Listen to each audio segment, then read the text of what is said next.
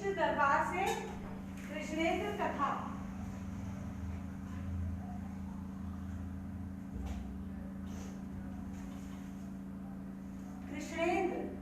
कृष्ण इंद्र बन चुके हैं। परिवार के साथ आप सुख और आनंद का जीवन बिता सकते हैं। स्वर्ग की वाइब्रेशंस प्राप्त कर सकते हैं। कैसे जानते हैं हम कृष्णेंद्र कथा में। मैं हूँ कृष्णेष्ट दरबार अम्बाला की केयरटेकर मणिदेव की निधि अग्रवाल। आपको हर रोज कृष्णेंद्र कथा सुनाती हूँ। आज की कथा भी रोज की ही तरह श्री शिव भगवान के जल अभिषेक से शुरू करेंगे। रावणी पूजा का अनिवार्य पाठ है, एसेंशियल पाठ है श्री शिव का जल अभिषेक। कष्ट मुक्त मृत्यु का वरदान देने वाले श्री शिव भगवान और जल तत्व की बैलेंसिंग के लिए भी श्री शिव का जल अभिषेक जरूरी है। श्री शिव की स्थापना यहाँ कृष्णेष्ट मंदिर में हुई है। पब्लिक के लिए जो भी आना चाहे मुहूर्त और प्रोसीजर के अकॉर्डिंग ही जल अभिषेक हो सकता है। अब मैं श्री शिव भगवान का जल अभिषेक कर रही हूँ। सत्यम सुंदरम श्रेष्ठतम दिल भोगतम भोगतम सत्यम विष्णु तत्वम कृष्णांशियात्मा सत्यम सत्यम शिवम शवम एहं सत्यम एहं सुंदरम एहं श्रेष्ठतम दिल भोगतम एहं भोगतम सत्यम विष्णु तत्वम कृष्णांशियात्मा सत्यम सत्यम शिवम शवम एहं सत्यम एहं सुंदरम एहं श्रेष्ठतम दिल भोगतम एहं भोगतम सत्यम विष्णु तत्वम कृष्णांशियात्मा सत्यम सत्यम शिवम शवम एहं सत्यम एहं सुंदरम एहं श्रेष्ठतम दिल भोगतम एहं भोगतम सत्यम विष्णु तत्वम कृष्णांशियात्मा सत्यम सत्यम शिवम शवम।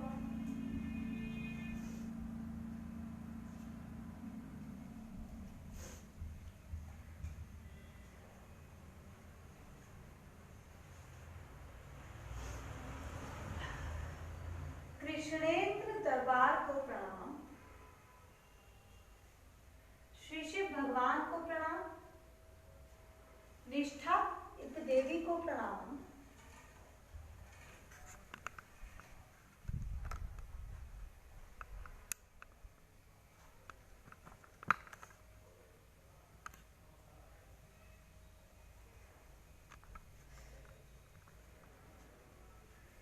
कृष्णेष्ट भगवान को प्रणाम। सभी तत्वों को प्रणाम। गुरु शुक्राचार्य अश्विनी जी को प्रणाम। युगल भगवान को प्रणाम। कुच्छलियम हांडी को प्रणाम। लड्डू गोपाल जी को प्रणाम।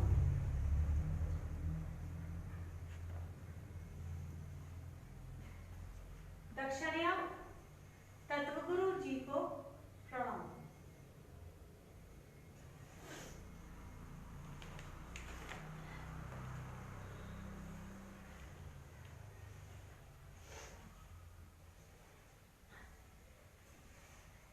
योग का अर्थ है जुड़ना, न कि जोड़ना। अन्यानी सभ्यता का मूल मंत्र है अन्य नहीं अहम ब्रह्म। ये दोनों ही वाक्य जुड़ना न कि जोड़ना और अन्य नहीं अहम ब्रह्म हमें ये भी बताते हैं क्या करना है और ये भी बताते हैं क्या नहीं करना। लाइफ में लग्जरी चाहिए, एंजॉयमेंट चाहिए, या लाइफ में किसी भी चीज को प्राप्त करने के लिए आप एफर्ट कर रहे हैं, आपको पता होना चाहिए कि आपको क्या करना है, लेकिन साथ ही साथ ये भी पता करना जरूरी है कि आपको क्या नहीं करना।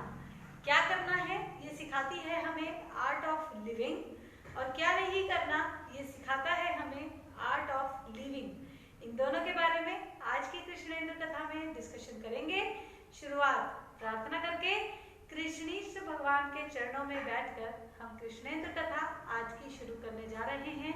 दक्षिणा तत्वगुरु जी की ब्लेसिंग्स हमारे साथ हैं, ऐसी उम्मीद के साथ, और गुरु शुक्राचार्य अश्विनी जी को प्रणाम करते हुए, उनके चरणों में नमन करते हुए आज की कृष्णेंद्र कथा आरंभ करेंगे।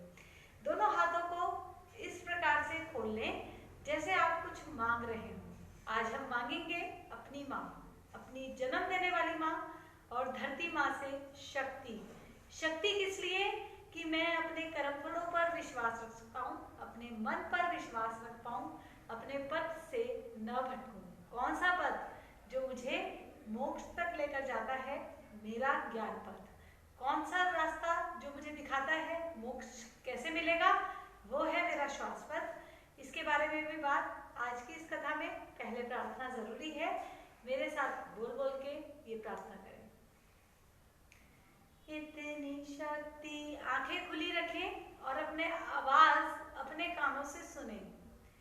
इतनी शक्ति हमें देना माता, इतनी शक्ति हमें देना माता, मन पे विश्वास कमजोर होना, मन पे विश्वास कमजोर होना, अनेक रास्तों में है एक रास्ता, भूल कर भी कोई भूल होना, योग्यता जो मेरी बढ़ा दे, ऐसा पथ कोई तैयार दो ना, ज्ञान पथ जो हमको दिखा दे, ऐसा गुरुद्वार तुम हमको दो ना, श्वास पथ पे जो चलना सिखा दे, ऐसे गुरु की पहचान दो ना, इतनी शक्ति हमें देना माता, मन पे विश्वास कमजोर होना।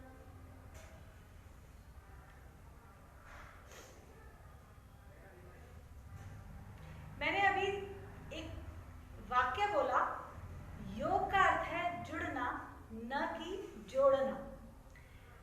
योग यानी कि मन और बुद्धि का योग, पुरुष और स्त्री का योग जिसे हम विवाह कहते हैं, माँ और संतान का योग जिसे हम प्रेगनेंसी कहते हैं, समाज के साथ हमारा योग जिसे हम सोशल रिस्पॉन्सिबिलिटी कहते हैं। जुड़ना जरूरी है लाइफ को एंजॉय करने के लिए।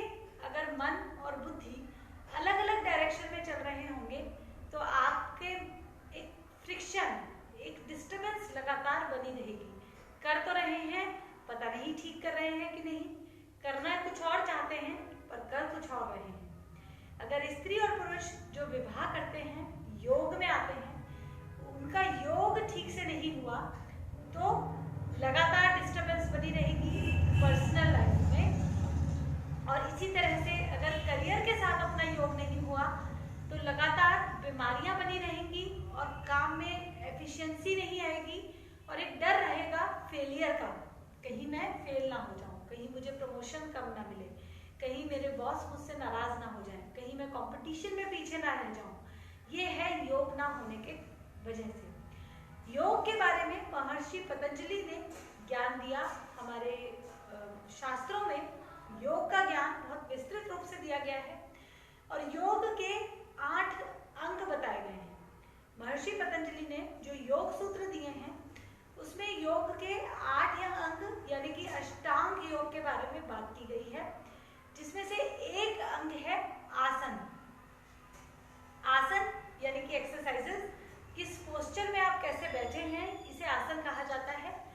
अपनी मसल्स को, अपनी बॉडी को फ्लेक्सिबल रखने के लिए हम आसन करते हैं। लेकिन योग सिर्फ आसन नहीं है, एक पार्ट है अष्टांग योग का। इसके अलावा 7 पार्ट और हैं। आसन, ध्यान, त्याग, ऐसे 8 अंग हैं योग के। अब बाकी जो पार्ट्स हैं, एक तो आसन, योगा एक्सरसाइजेस जो आप सीखते हैं। इंटरनेशनल योगा डे मनाया जाता है 21 जून को। तकरीबन दुनिया में सभी लोग आज योग को अपनाते हैं, क्योंकि योग से आपका मन और बुद्धि जुड़ने तो शुरू होते ही हैं। चाहे आपने अष्टांग योग में से एक अंग ही अडॉप्ट किया, आसन, तो भी आपके मन और बुद्धि कुछ हद तक तो जुड़ने शुरू होंगे ही।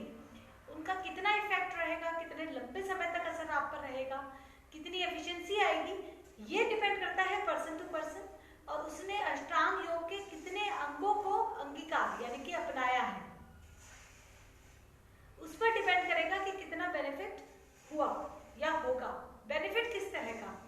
दरअसल जब लाइफ में कोई कष्ट आता है, तकलीफ आती है, तब हम सॉल्यूशन के लिए कुछ ढूंढते हैं। जैसे शरीर में दर्द हुआ, आप डॉक्टर के पास गए, आपने दवाई ली, डॉक्टर ने दवाई दी, कुछ दिन के लिए दर्द ठीक रहा, अब दोबारा हुआ। अब की बार आप दूसरे डॉक्टर के पास गए या दूसरी पैथी में गए, अब आपने उसमें इलाज कराया, अब आप 6 महीने के लिए ठीक रहे, लेकिन अगली बार और तेज दर्द हुआ। अब आपको लगा कि समस्या गहरी है, आपने किसी ज्योतिषी से बात की, उसने आपको किसी ग्रह के डिस्टर्बेंस के बारे में बताया, या आपने इमोशनल हीलिंग के बारे में बात की और आपको इमोशनल रीजन पता लगा आपकी समस्या का, या चक्र बैलेंसिंग वालों से बात की तो उन्होंने चक्र में डिस्टर्बेंस है, कौन से चक्र में डिस्टर्बेंस है ये डायग्नोज करके बताया। आपने रेमेडी कराई जिसने जैसे बताई, लेकिन समस्या फिर भी बनी रही। क्यों? क्योंकि रूट कॉज, जड़ क्या है, चक्र डिस्टर्ब होने का या ग्रह डिस्टर्ब होने का या शरीर में बीमारी आने का, ये कहीं भी डायग्नोसिस नहीं किया गया। चक्र में डिस्टर्बेंस है इसलिए आपके सिर में दर्द हो रहा है, समझ में आता है, पर चक्र में डिस्टर्बेंस क्यों है ये समझ में नहीं आया। यहाँ जरूरत होती है रूट कॉज डायग्नोसिस की, जो कि मिसिंग रहता है, जिसकी वजह से जो हम सॉल्यूशन या रेमेडी अडॉप्ट करते हैं वो आधी अधूरी रहती है, या उसकी उतनी एफिशिएंसी नहीं आती जितने रिजल्ट हमें चाहिए।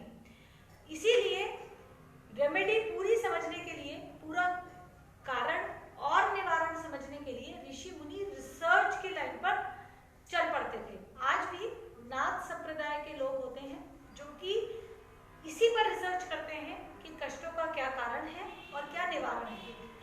इतना जरूर है कि ज्यादातर लोग जो रिसर्च करते हैं वो उनके लिए इंडिविजुअल, पर्सनल होती है, वो अपने लिए ढूंढते हैं उत्तर।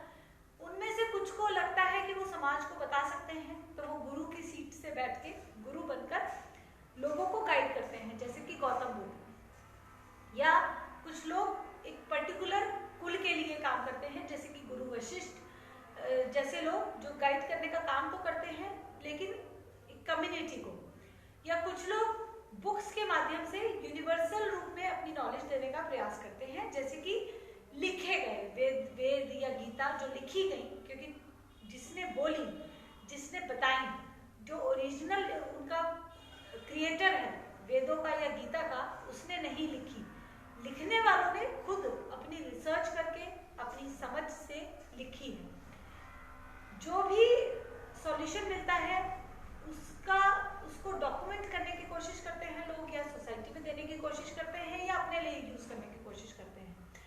इसीलिए जो आज हमारा मॉडर्न युग है, मॉडर्न समाज है, या इसको हम सभ्य समाज भी कह सकते हैं, जिसमें गृहस्थ होता है। सभ्य समाज की नींव है युगलता, परिवार बनता है कपलहुड से। तो जब हम किसी के साथ जुड़ते हैं, पति या पत्नी बनते हैं और हमारी संतान आती है, हम सभ्य समाज का हिस्सा बनते हैं। तो ऐसे समाज में एक जनरल नोटेशन ये रहा कि आप रिसर्च का काम नहीं कर सकते, क्योंकि आपकी जिम्मेदारी निभानी है, संतान को पालने की जिम्मेदारी निभानी है, अपने आप को ठीक रखना है, पति या पत्नी से जुड़कर रहना है, कुटुंब से जुड़े रहना है, समाज से जुड़े रहना है, काम करना है सोसाइटी के लिए, कुटुंब के लिए, परिवार के लिए। तो आपके पास इतना समय नहीं होगा कि आप ढूंढें, आप रिसर्च करें। इसीलिए एक कम्युनिटी को, ब्राह्मण कम्युनिटी को ये काम दिया गया कि आप गाइड यानी कि आप रिसर्च करेंगे, समझेंगे और सीखेंगे, और किसी को कोई प्रश्न है तो आप उत्तर देंगे। समस्या वहां से एक बहुत बड़ी समस्या बन गई जब बताने वाला खुद ही कंफ्यूज्ड हो गया, यानी कि जो गुरु की सीट पर बैठा है उसी को नहीं पता कि क्या करना है क्या नहीं।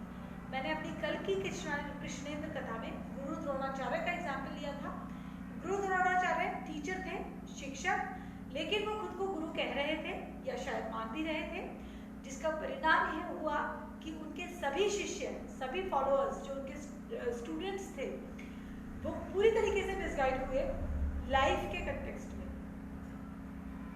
क्योंकि उनको समझ ही नहीं आया कि जीवन की दिशा कैसे जाने, अपनी योग्यता कैसे बढ़ाएं, क्योंकि योग्यता बढ़ाने की बात टीचर कभी नहीं करता। योग्यता को यूटिलाइज कैसे करना है ये टीचर सिखा सकता है, अध्यापक सिखा सकता है, लेकिन योग्यता कैसे बढ़ानी है ये अध्यापक नहीं सिखा सकता। ये सिर्फ गुरु सिखा सकते हैं, गुरु बता सकते हैं। इसीलिए गुरु बनने की योग्यता प्राप्त करना बहुत मुश्किल होता है। आप कुछ सीख के सिखाने लगे तो आप शिक्षक हैं, आपने उसको अपने लिए भी यूज किया, आपके अपने कुछ एक्सपीरियंसेस हैं उसके साथ, तो आप अध्यापक हैं, आप ट्रेनर हैं। लेकिन गुरु वो है जो सामने वाले की योग्यता को समझकर, अपने शिष्य की योग्यता को समझकर उसे बताए कि योग्यता कैसे बढ़ानी है, सही रास्ता कौन सा है उसके लिए। इसके लिए नब्ज ज्ञान होना जरूरी है, क्योंकि जो मेरा रास्ता है मैं आपको वो बता सकती हूँ, तो मैं अध्यापक हूँ या शिक्षक हूँ। लेकिन आपने यदि मेरे से पूछा, मुझसे पूछा कि मेरे लिए क्या उचित है, आपके लिए क्या उचित है, आपके परिवार के लिए क्या जरूरी है, तो मैं नहीं बता पाऊँ, क्योंकि मेरी उतनी योग्यता नहीं कि मैं आपको गाइड कर सकूँ, आपकी गुरु बन सकूँ। और यही समस्या है कि गुरु की सीट का मिसयूज होना शुरू हुआ, गुरु शब्द का अर्थ का अनर्थ हुआ और पूरी सोसाइटी दिशाहीन होती चली गई। ये शुरुआत तो रामायण काल से ही हुई इस कंफ्यूजन की, लेकिन ये एक्सट्रीम पे पहुंचा अभिमन्यु वध पे। अभिमन्यु का जब वध हुआ, जब परिवार के ही बड़े बुजुर्गों ने छल से अपने ही घर के एक छोटे बच्चे को मारा जो 12 साल या 14 साल का था, वो पीक था। इससे ज्यादा छल इस सोसाइटी में, इस समाज में कभी नहीं हो सकता, नॉट पॉसिबल। अभिमन्यु वध, उसके बाद छल कम होना शुरू हुआ। उससे पहले चीटिंग, छल लगातार बढ़ता जा रहा था। क्यों? क्योंकि योग्यता बढ़ानी है, कैसे बढ़ानी है नहीं पता, योग्यता क्या होती है नहीं पता, एबिलिटीज को, कार्य क्षमता को योग्यता मान लिया। कुछ आप बहुत अच्छा कर सकते हैं तो इसको अपनी योग्यता मान लिया, जबकि वो आपकी योग्यता नहीं है, वो आपका एक्सपर्टीज है, वो आपका स्किल हो सकता है, योग्यता नहीं। स्किल्स और योग्यता में क्या अंतर है, इसके बारे में कृष्णेंद्र कथा में आगे बातचीत करेंगे। एक पोयम गा लेते हैं।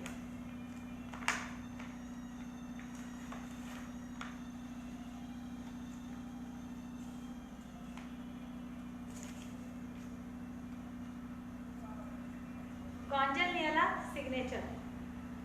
अहं सत्यं जगत सुंदरम अहं शावं शिवं पंचतत्व सत्यं पंचारक सत्यं योग वियोगा सत्यं कृष्णांशी आत्मा सत्यं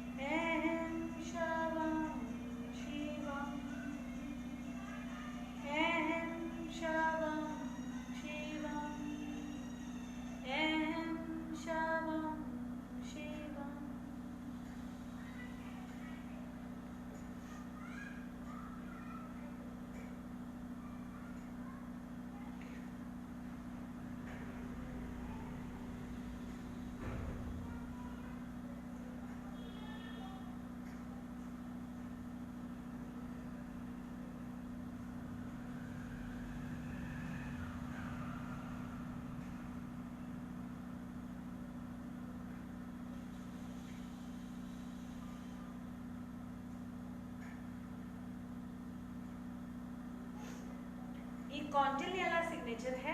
कौंडिन्यला भगवान के बारे में मैं जरूर बताना चाहूंगी। कृष्णांश भगवान के 64 रूप हैं। भगवान एक हैं, उनका नाम है कृष्णांश भगवान। उनके 64 रूप हैं। 64 तरीकों से वो देखभाल करते हैं पूरे ब्रह्मांड की। अज्ञान समंदर के मालिक हैं, अज्ञान समंदर के बादशाह हैं कौंडिन्यला भगवान। कौंडिन्यला भगवान यानी कि अज्ञान के बारे में आपको बता सकते हैं, अज्ञान कथा करा सकते हैं। अज्ञान क्या है?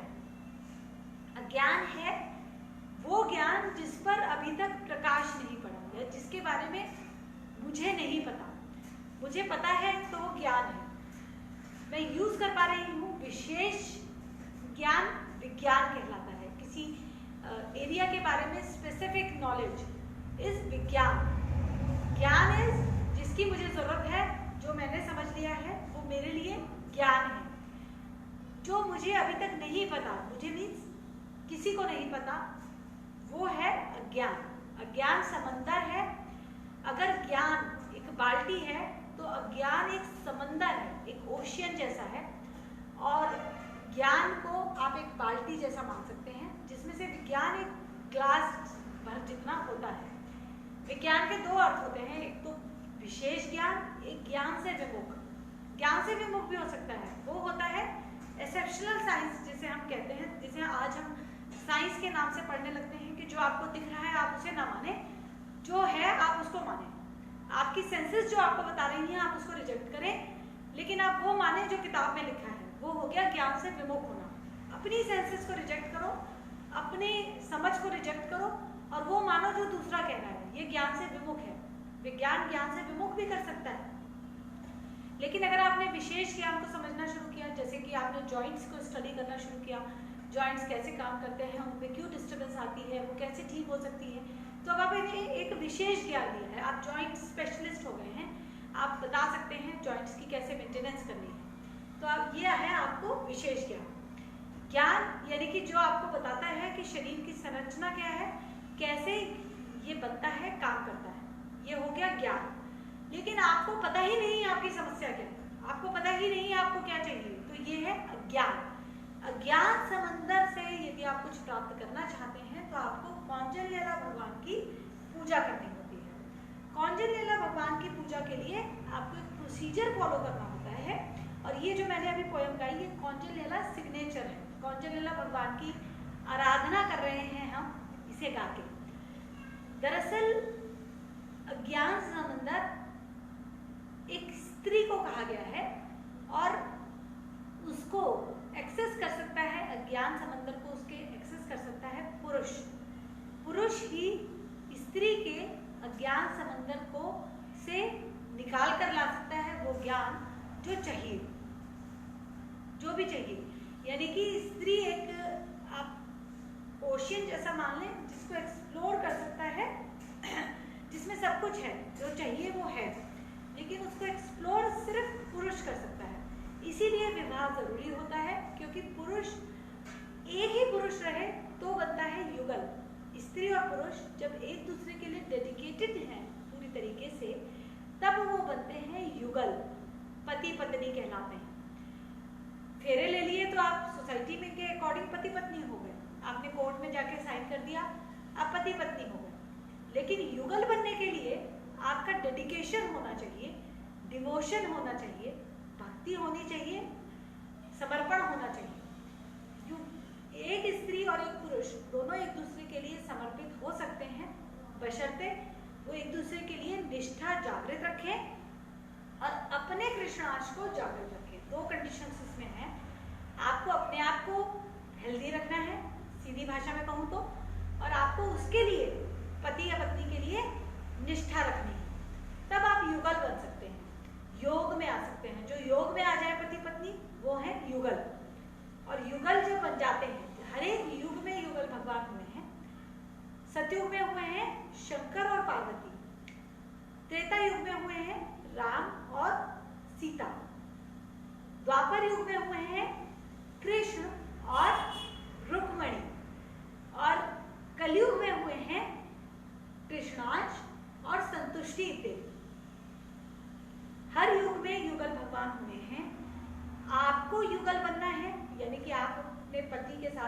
साथ योग में आना चाहते हैं।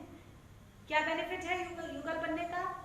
युगल ही पूरी तरीके से स्वस्थ रह सकता है, युगल ही लाइफ को एंजॉय कर सकता है हर प्रकार से, युगल ही बहुत जल्दी अपने जीवन लक्ष्य दैट इज मोक्ष को प्राप्त कर सकता है। योग में आके ही आप ज्ञान प्राप्त कर सकते हैं, क्योंकि स्त्री अपने अज्ञान भंडार को स्वयं एक्सेस नहीं कर सकती।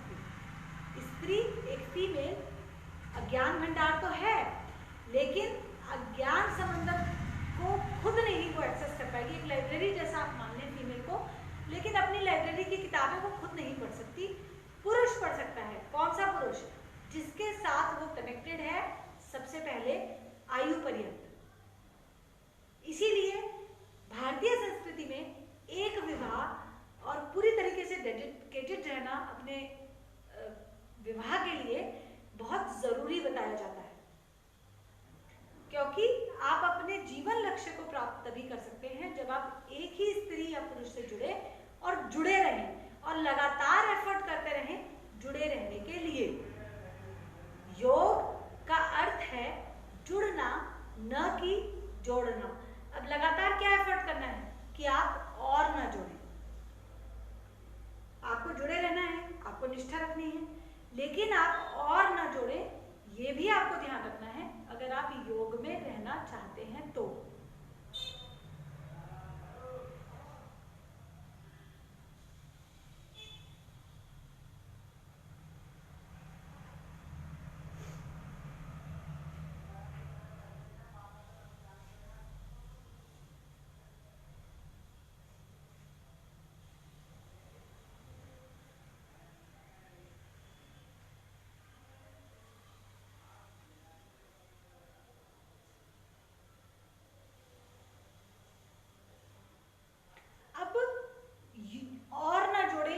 आपको क्या करना है? योग का अर्थ है जुड़ना, न कि जोड़ना।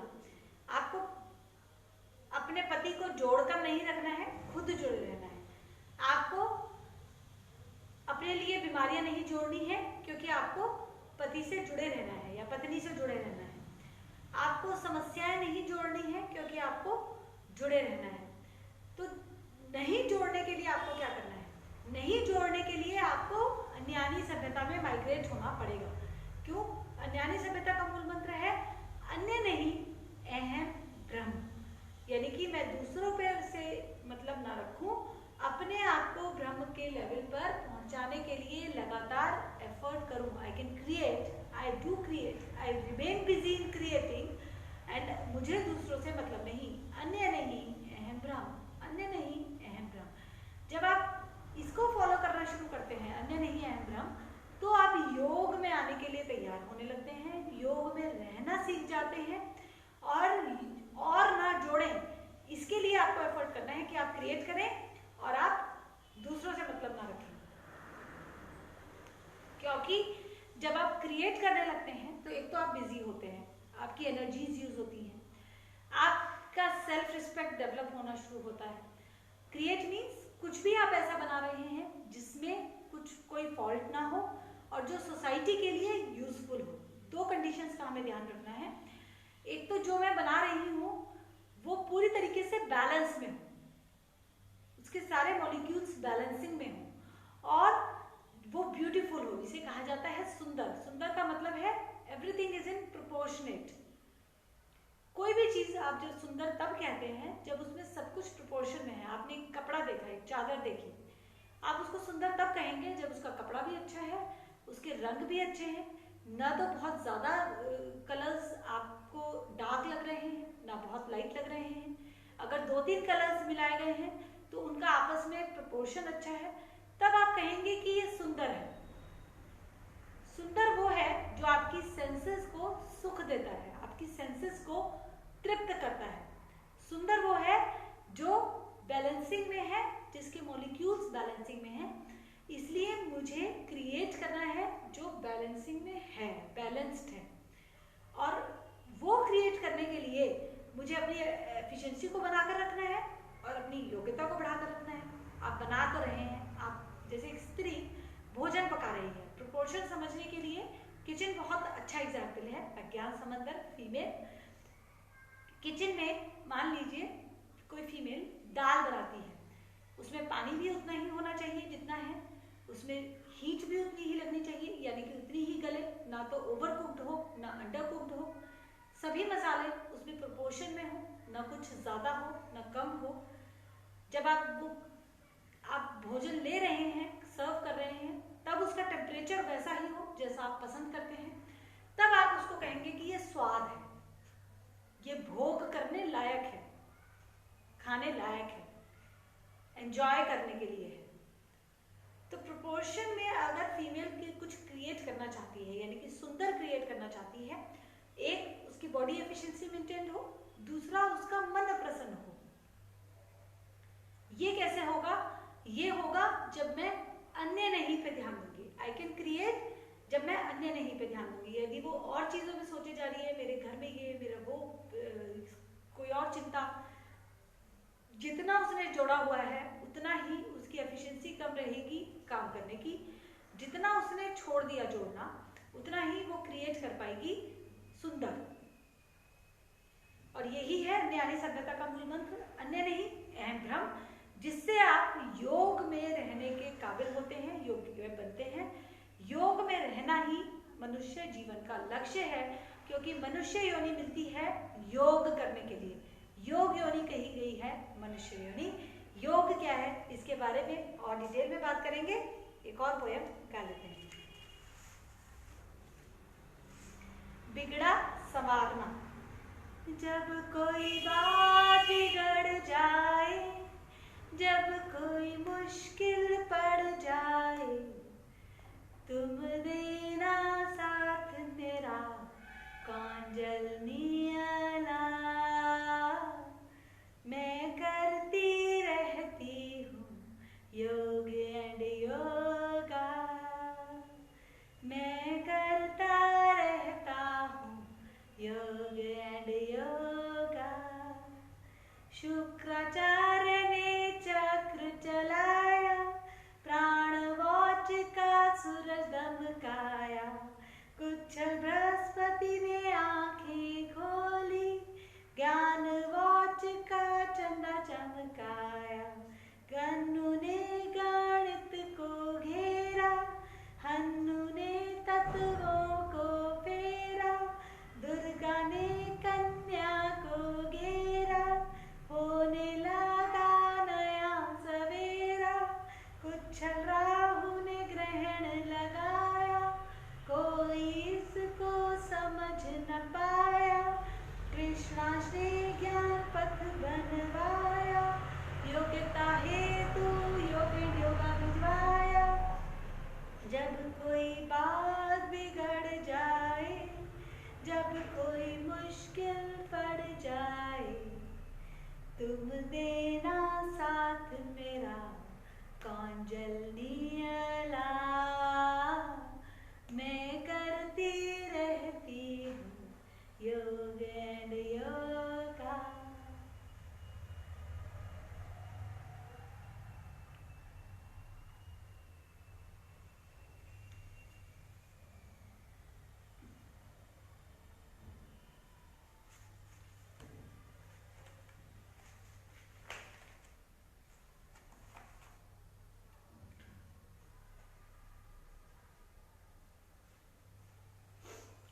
कौंजलिला भगवान वेल विशर हैं ह्यूमन रेस के, मानव जाति के, और पूरी मानव जाति के वेल विशर। कौंजलिला भगवान ने ही दिया योग एंड योगा का प्रोसीजर, जिससे आप अपने सभी मॉलिक्यूल्स को बैलेंस में रख सकते हैं। यानी कि आपको शुरुआत कैसे करनी है। मैंने कहा आपको योग में रहना है, आपको क्रिएट करना है कुछ ऐसा जिसमें डिस्टर्बेंस ना हो, आपको दूसरों से मतलब नहीं, यानी कि दूसरे बन रहे हैं कुछ तो आपको रोकना नहीं है, आपको दूसरों से खुद को कंपेयर नहीं करना है। इसमें भी आपको दो चीज़ों का ध्यान रखना है। एक, उनके लिए आप रुकावट ना बने, ऐसी इच्छा ना रखें कि वो रुक जाएं या वो ना बने, और दूसरा खुद को कंपेयर करके उनसे नहीं देखना है। कंपटीशन करना है तो खुद से करना है, डिजिटल कंपटीशन इसे कहा जाता है। अब मैं इस लेवल पे कैसे पहुंचूं? मैं योग में आने के लिए खुद को तैयार कैसे करूं? उसके लिए प्रोसीजर दिया है योग एंड योगा का कौंजलयला भगवान ने। कौंजलयला भगवान मैंने बताया ज्ञान समंदर से ध्यान लेते हैं, अज्ञान समंदर से उन्होंने दिया योग एंड योगा का प्रोसीजर, जिसको आज हम निष्ठा योग कहते हैं। निष्ठा योग एक ऐसा प्रोसीजर है जिससे आप अपनी निष्ठा को डेवलप करते हैं, निष्ठा को जागृत करते हैं, कल्टीवेट करते हैं अपने लिए, अपनी हेल्थ के लिए, अपने परिवार के लिए, अपने कुटुंब के लिए, अपने राष्ट्र के लिए। आपको 4 लेवल पे निष्ठा रखनी है। सबसे पहले अपने लिए क्या कि मुझे बीमार नहीं होना है। दूसरा अपने परिवार के लिए, मुझे परिवार में अपनी जिम्मेदारी परिवार के लिए निभानी है। जिम्मेदारी का मतलब परिवार को सही दिशा दिखानी है, परिवार की लाइफ एंजॉयबल बना कर रखनी है, यानी कि फैमिली में एंजॉयमेंट बने रहना चाहिए। ये आपका काम है इंश्योर करना, आप जिस परिवार से जुड़े हुए हैं। कुटुंब यानी कि मुझे कुटुंबी जनों का पे बैक करना है, क्योंकि वसुधैव कुटुंबकम, पूरी पृथ्वी ही मेरे लिए एक कुटुंब है। उस लेवल तक पहुंचने के लिए आपको अपने कुटुंबियों का उधार चुकाना पड़ेगा। आपने अपने कुटुंब से बहुत कुछ लिया है, जैसे कुटुंब में होते हैं बुआ, चाचा, मामा, ताऊ, आप उन सबसे अफेक्शन लेते हैं, गाइडेंस लेते हैं, वो आपको स्किल्स डेवलप करने में हेल्प करते हैं आपकी, आप उनके साथ अपनी लाइफ को एंजॉय करते हैं। फिर आपका कुटुंब धीरे धीरे एक्सपैंड होता है, आपके बच्चों का परिवार बनता है, बच्चों का विवाह होता है, आपके कुटुंब में एक्सपेंशन होता चला जाता है, या एक्सटेंडेड कुटुंब एक बन जाता है आपका। उनको पे बैक करना भी आपकी रिस्पॉन्सिबिलिटी बनती है, और कुटुंबी जनों के साथ आप लाइफ को एंजॉय तभी कर सकते हैं। और फिर है राष्ट्र के लिए निष्ठा रखना। राष्ट्र यानी कि आप जिस भी राज्य में, जिस भी शहर में रहते हैं, वो जिस राष्ट्र के अंतर्गत आता है, उस राष्ट्र के लिए निष्ठा रखना, उसके संविधान को फॉलो करना, नियम जो सरकार के द्वारा बनाए गए हैं उनको फॉलो करना, एक सोशल इंटीग्रिटी को बनाए रखना, मेंटेन रखना, ये आपकी रिस्पॉन्सिबिलिटी है। यानी कि कोई भी आपका काम आपके राष्ट्र के लिए अगेंस्ट नहीं होना चाहिए, आपके राष्ट्र के लिए नुकसानदायक न हो आपका कोई काम। इसे कहते हैं राष्ट्र निष्ठा जागृत रखना। आप अपनी निष्ठा को जगाते हैं इन प्रोसीजर्स को फॉलो करके, निष्ठा को सही डायरेक्शन में कल्टीवेट करते हैं। इससे आपके 3 मॉलिक्यूल बैलेंसिंग में आते हैं, शिव मॉलिक्यूल, कृष्ण मॉलिक्यूल और कृष्णांश मॉलिक्यूल। 24 मॉलिक्यूल में से 3 मॉलिक्यूल निष्ठा योग से आपके बैलेंस में आते हैं। 18 मॉलिक्यूल्स की बैलेंसिंग के लिए आप श्वास योग करते हैं, और आप अपने उस करियर पाथ को अडॉप्ट करते हैं जो आपके लिए सुटेबल है। उससे आपके 18 मॉलिक्यूल बैलेंसिंग में रहते हैं। 3 और मॉलिक्यूल को बैलेंसिंग करने के लिए आप निष्ठा योग का प्रोसीजर यूज करते हैं। कृष्ण, कृष्णांश और शिव, ये 3 मॉलिक्यूल्स हैं। इसके अलावा 3 मॉलिक्यूल्स और हैं। एक है कपली मॉलिक्यूल, इसको बोलते हैं युगलता मॉलिक्यूल। एक है शुक्र मॉलिक्यूल, शुक्राणा मॉलिक्यूल, ये फैमिली के क्रिएशन के लिए है। कपली मॉलिक्यूल आपको जुड़ना सिखाता है। जितना आपका कपली मॉलिक्यूल, युगलता मॉलिक्यूल मेंटेन होगा, उतना ही आप बेहतर रूप से जुड़ पाएंगे अपने पति या पत्नी से। जितना आपका शुक्राणा मॉलिक्यूल ठीक होगा, उतना आप क्रिएट कर पाएंगे, यानी कि अब संतान आपकी उतनी ही डिसइंफेक्टेड होगी, परिवार उतना ही हैप्पीनेस परिवार में रहेगी, जितना आपका शुक्राणा मॉलिक्यूल मेंटेन है। और हिंदुत्व मॉलिक्यूल आपको समाज से जुड़ने के लिए चाहिए होता है। हिंदुत्व भाषा का मॉलिक्यूल, आप कौन सी भाषा यूज कर रहे हैं जिससे आप समाज से जुड़ पाए, समाज की बात समझ पाए और समाज आपकी बात समझ पाए, उसके लिए आपको अपने हिंदुत्व मॉलिक्यूल को बैलेंस में रखना होता है। कपली मॉलिक्यूल को बैलेंस में रखने के लिए भी प्रोसीजर्स डिफाइंड हैं कपलहुड के थ्रू, ये हम करते हैं। शुक्राणा मॉलिक्यूल की बैलेंसिंग के लिए शुक्रिज्म में प्रोसीजर्स डिफाइंड है, और हिंदुत्व मॉलिक्यूल की बैलेंसिंग के लिए भी प्रोसीजर्स डिफाइंड है। इन सभी मॉलिक्यूल की बैलेंसिंग करके ही 24 मॉलिक्यूल ये हो गए, 18 शरीर के लिए जिनके मालिक हैं कृष्णीष्ट भगवान। इसमें मेनली श्वास योग काम करता है, श्वास ठीक प्रकार से लेना और वो करियर चुनना, वो काम करना जो आपके लिए जरूरी है, आपकी स्किल्स के अकॉर्डिंग है। 2 चीजों का आप ध्यान रखें, और डाइट आप में से वो चीजें हटा दें डाइट में से। जो आपको सूट नहीं करती। तो आपके 18 मॉलिक्यूल बैलेंस में रहेंगे, आप बीमार नहीं होंगे, आप प्रसन्न रहेंगे, स्वस्थ रहेंगे, जो आप योगा से अचीव करते हैं मोरलेस।